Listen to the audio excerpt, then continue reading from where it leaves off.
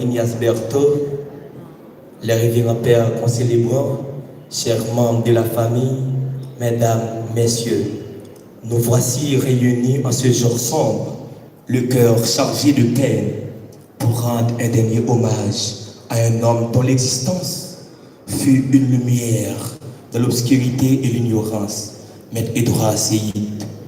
Maître Edouard Seyd n'était pas qu'un homme de savoir, il était un penseur, un éclaireur, un bâtisseur d'âme. Avec lui disparaît un trésor inestimable, une bibliothèque vivante, et comme le disait Amadou Abateba, en Afrique, quand un vieillard meurt, c'est une bibliothèque qui brûle. Oui, bien cela, un pan entier de notre mémoire s'envole aujourd'hui dans le silence éternel. Face à la mort, nous sommes tous démunis. Mais que nous enseigne la philosophie sur cet ultime passage? Pour Épicure, la mort n'est rien pour nous. Pourquoi la mort n'est rien pour nous? C'est parce que quand la mort est là, nous ne sommes pas là.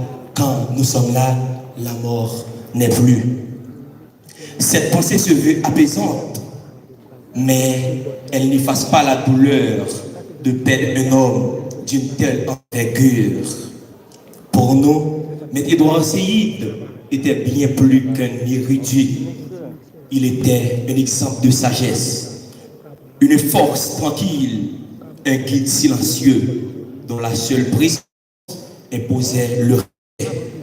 Une transmission. Aristote affirmait que l'éducation est un bien précieux que nul ne peut nous ravir. C'est par l'éducation que Maître Edouard Seyd a marqué son époque. Il savait que l'ignorance est la plus grande des chaînes et que seul le savoir libère. Comme Socrate qui allait rencontrer des jeunes athéniennes pour éveiller en eux la réflexion. Maître Edouard Seyd, lui aussi, a consacré sa vie à transmettre. Il ne contentait pas d'enseigner, il formait, il inspirait, il éveillait. Montaigne nous rappelle que enseigner, ce n'est pas remplir un vase, c'est allumer un feu. Et quel feu qu'il a allumé dans les esprits. Avec lui, la connaissance n'était pas une simple accumulation d'effets, mais un chemin vers la liberté. Je me souviens de son humilité, de mes gestes emplis de bienveillance. Chaque année, il m'offrait un bloc de notes. Chaque année, il fait me cadeau un bloc cahier. Il dit, il fait moyenne 8, il fait moyenne 7, il fait me cadeau un bloc cahier. Et chaque année, il fait plusieurs années, il m'a pris un bloc cahier. Personne ne connaît en secret.